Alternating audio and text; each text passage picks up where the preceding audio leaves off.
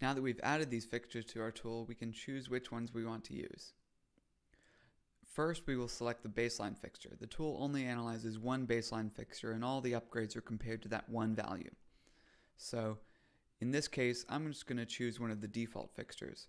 The tool comes populated with several default fixtures, but these are really only used for learning how to use the tool and shouldn't be used for any real analysis. For those, you should use something that you have more specific fixture data on and that you could actually purchase from a manufacturer. But in this case, I'm just going to choose fixture E, which is a high pressure sodium 150 watt fixture.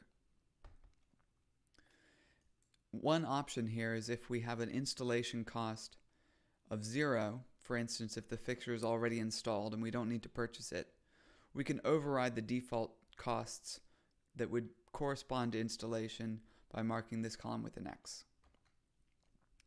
You can see here on the right we have the baseline fixture summary, which shows all the inputs assumed for this particular fixture that we've selected. And here you can see that my equipment cost and installation cost have both been set to 0, even if in the table below where the fixture data is stored there are actually different values. In this case, that'll override the values and we'll assume that this fixture has already been installed. Next up, we'll choose our upgrade fixtures.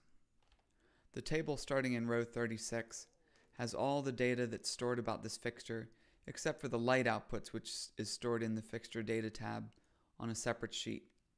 And that's the data that was extracted from the .ies files that we uploaded in the previous step. You can look at all this information, and anything with a yellow value you can also edit. So in this case, let's look at the fixture E that I just selected.